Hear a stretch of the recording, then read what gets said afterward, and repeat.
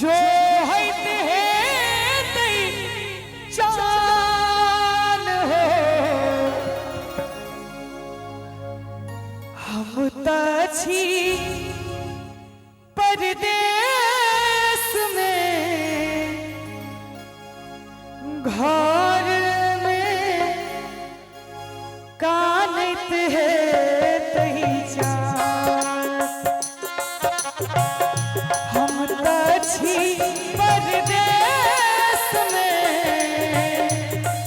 घर में कानत है तही चान होली दिवाली छठ के रस्ता होली दिवाली छठ के रस्ता जो है तही चान हो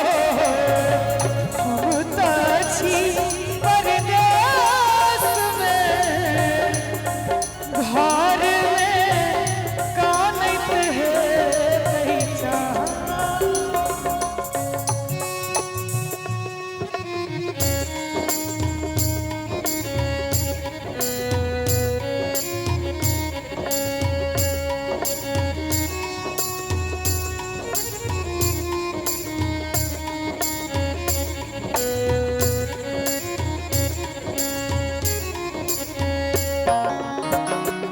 बहुत बढ़िया।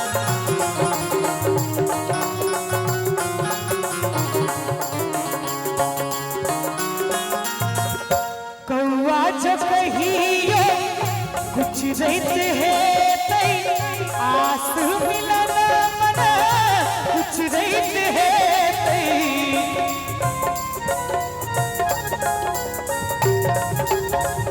कौआ जब कहिए कुछ रहते हैं तई आस मिलन मन कुछ रहते हैं तई साँझ पड़ते मन झूर झमारे साँझ पड़ते मन झूर झमारे सिसकते हैं तई चान हो हम तछी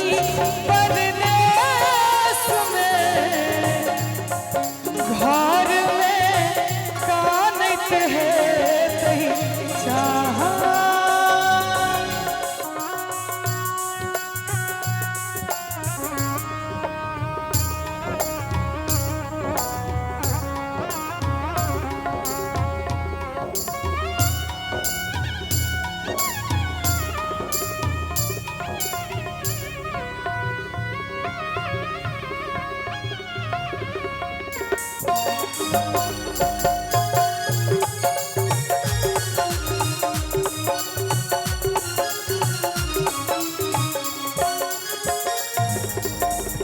अंत में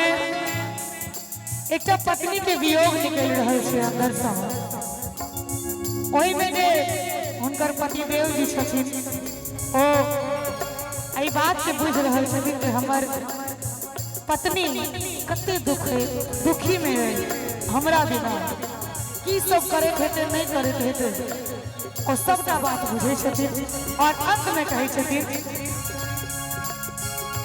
अपने लिखी का फाड़त है तई विधिना मन ही सरापत है तई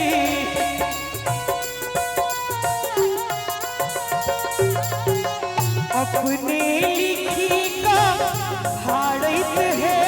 तई विधिना मन ही सरापत है तई